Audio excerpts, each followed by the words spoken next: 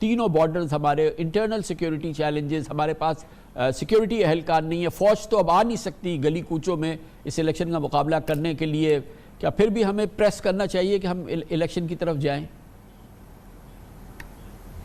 कामरान साहब, ये अगले 2-3 दिन बड़े इंपॉर्टेंट होंगे, क्योंकि देखिए जिस लोगों का ख्याल था कि इस्टेब्लिशमेंट कुछ करेगी इलेक्शन डिले करने के लिए, उनका ख्याल था अफगानिस्तान सरहद पे शायद हम कोई चीज़ शुरू करेंगे।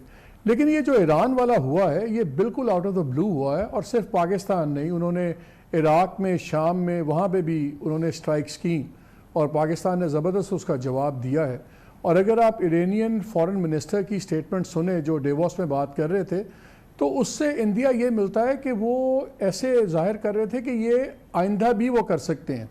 उन्होंने कहा कि जी हमारे लिए हमारी नेशनल सिक्योरिटी मुकद्दम है, और यानी कि हम फिर भी ये कर सकते हैं।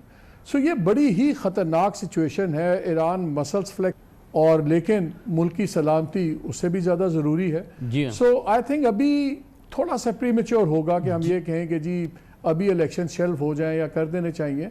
हर पूरी कोशिश होनी चाहिए कि इलेक्शन डिस्टर्ब ना हो। जी, मगर कबूल इलेक्शन एतबार वाले इलेक्शन दयानतदार इलेक्शन ना, पाकिस्तान जिन इलेक्शंस की जानिब जा रहा है शहजाद इकबाल साहब, क्या उसके लिए हम उसकी जानिब इस रफ्तार से आगे बढ़ें कि जो नेशनल सिक्योरिटी चैलेंजेस हो गए हैं, हमारे पास सिक्योरिटी एहलकार नहीं है, हमें 3 लाख कम से कम फौजी और सिक्योरिटी एहलकार चाहिए, उनकी कमी का सामना है। और फिर इंटरनल जो इस वक्त स्ट्राइफ की सूरत हाल है, आज पूरी कौम मुत्तहिद हुई है इस वाक़े के बाद, पाकिस्तान के ज़बरदस्त जवाब के बाद, और इलेक्शन में हम घुस के उसका शिराजे एक बार फिर बिखेर दे, और ऐसे इलेक्शन में जिसकी के कोई क्रेडिबिलिटी पहले दिन से नहीं है।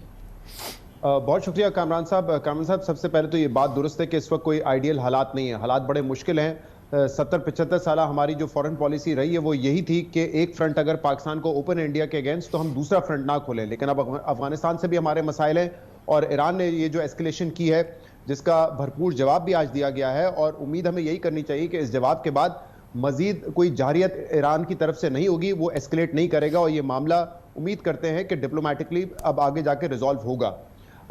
ये बात दुरुस्त है कि पाकिस्तान को अंदरूनी सिक्योरिटी चैलेंजेस भी है, लेकिन मुझे नहीं लगता कि ये मामलात ऐसे हैं जो कि बहुत जल्द ख़त्म होंगे। आपने देखा 2 सूबों में जब इलेक्शन का मामला था तो उस वक्त एक नुकता ये उठाया गया कि फोर्सेस इस वक्त डिप्लॉय नहीं कर सकते, इंटरनल सिक्योरिटी रिस्क है। तो ये तो उस वक्त भी मामला था। ये चैलेंजेस है, और इन चैलेंजेस के होते हुए ही हमने इलेक्शन करवाने हैं।